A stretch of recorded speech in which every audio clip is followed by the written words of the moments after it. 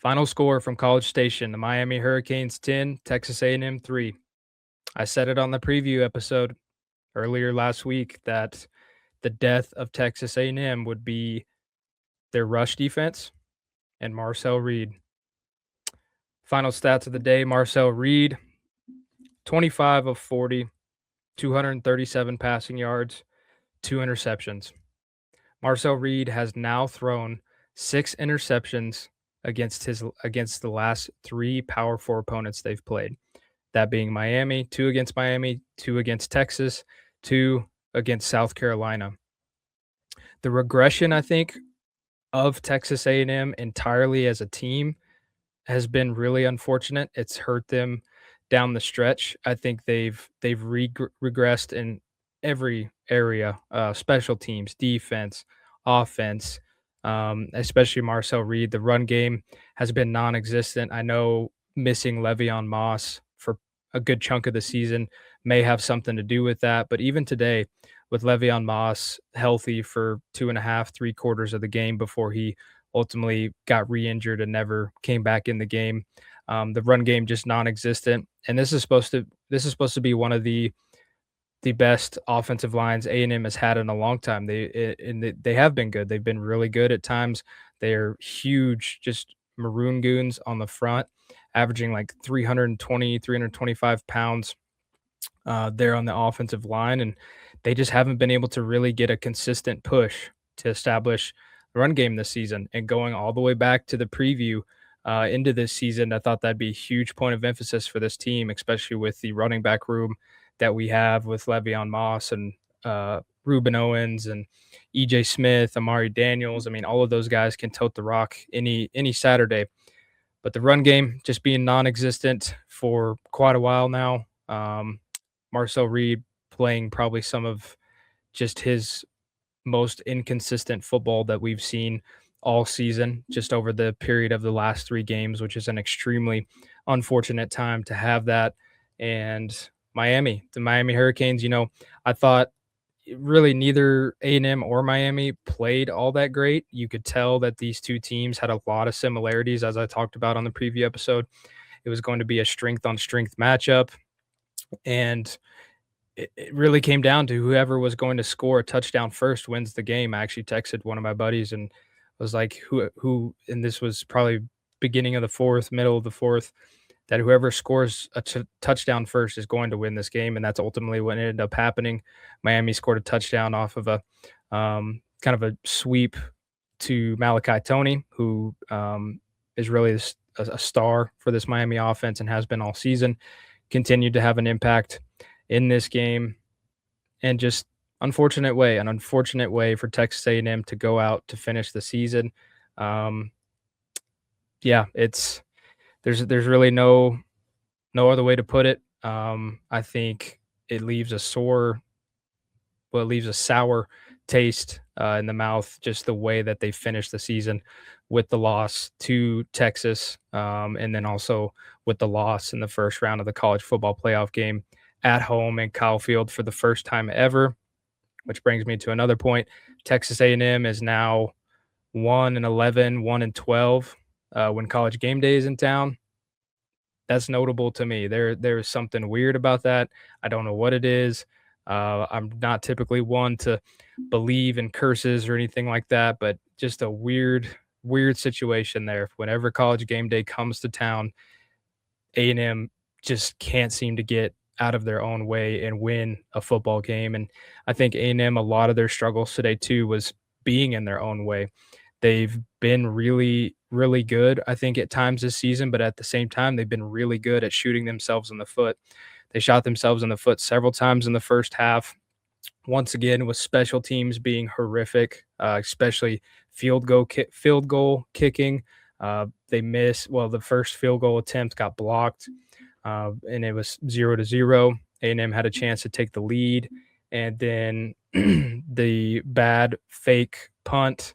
To me, that was such a low percentage play to dial that up. And obviously I wasn't on the sidelines. I'm not going to act like I'm a coach, but from my perspective, it seemed like it was just such a low percentage conversion, that is such a low percentage chance that you had to convert that fourth down. And then Marcel Reed with a turnover again in the first half with with the fumble. It looked like it could have been a forward pass. It wasn't, which I agreed it wasn't a forward pass. Ended up being a fumble. Miami recovered.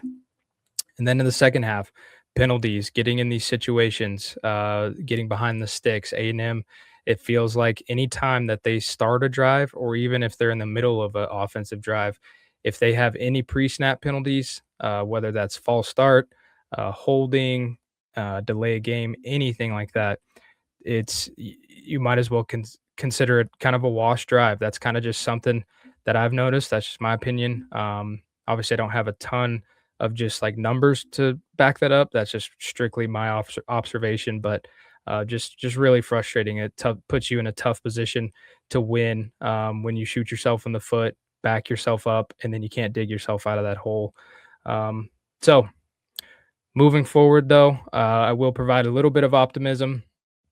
There is reason for optimism. 3 years ago, we were sitting here at 5-7, and Texas A&M coming off of their worst season in 50 years.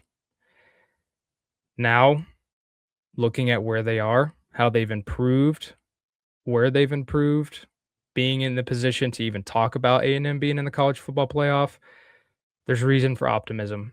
Last year, 2024, they were in a position to go to the SEC title. They all they had to do was win their very last game of the season. Obviously, that didn't happen. But for me, the optimism is the fact that A&M is finding themselves in these positions to do something special, whether that's uh, a conference title, whether that's playoff games. I mean, they're getting their shots, and if that continues, obviously the program is headed in the right direction. I like what Mike Elko has done with the program. I think the future is really bright, and you can just tell that the players, they've really bought into and just adopted the mindset that Elko has brought into the program. But nonetheless, very unfortunate, very frustrating way to end the season, especially at home in College Station, where we all kind of thought, myself included, that would be the difference maker. But it wasn't. Shout out to the 12th man, though. That place was rocking. I wish I could have been in attendance, but unfortunately, wasn't. But just a special atmosphere. Still a special time to be a part of Texas A&M, to be a Texas A&M Aggie, even with the way the season ended. But lots of reason for optimism. But obviously, this one sucks. This one stinks. It's they had a chance to win their first college football playoff game in program history, and they really couldn't have asked for a better setting to do it in, and they just fell short. Offensively, just bad offensively. Pass rush, excuse me, rush defense, bad. They've been bad a lot of times this season. They've gotten chewed up on the ground. I think Fletcher for Miami, he had, hold on a minute, let me pull up the final box score here. Mark Fletcher, he had 17 carries for 172 yards. That's 10.1 yards per carry. That's a first down every time Mark Fletcher touched the ball. That's just simply unacceptable, not good enough. You're not going to win football games, and that's what happened again in this second half. It's what happened in the second half of the Texas game. Quintravion Wisner just went crazy. Mark Fletcher, same situation, went crazy in the second half, had some major runs that put Miami in scoring positions, and just unacceptable. You're not going to win football games that way. So I I think that they'll be able to, get it fixed and figure it out. Maybe checking out a new defensive line coach. But we'll see how the rest of this pans out. But yeah, just an unfortunate way to lose that game. And I said it too, that if they did lose this game, it would be because our rush defense just got pummeled, and Marcel Reed not taking care of the football. But with that being said, heck of a season. What a blessing it's been to cover Texas A&M all season. I plan to keep this thing rolling. For those of you who have paid attention to the channel this season. Thank you for your support. Thank you for your viewership. I got to workshop some things to keep this going into the off season. I'm excited to do it. It's going to be a challenge. So I encourage you to please stick around. Please subscribe. Helps me. I'm still shooting for 250 subscribers by Christmas. That's only possible with you. And so thank you. Thank you so much for taking the time to view this video. If you've made it this far, Aggies, let me know what you think. Comment. It's a safe space. Let me know what you thought of this game. Especially feel free to let out any frustrations you have. Love interacting with every single one of you. So thank you. And to all of you watching as well, have a Merry Christmas, Happy New Year, and we'll be chatting soon. As always, gig 'em and God bless.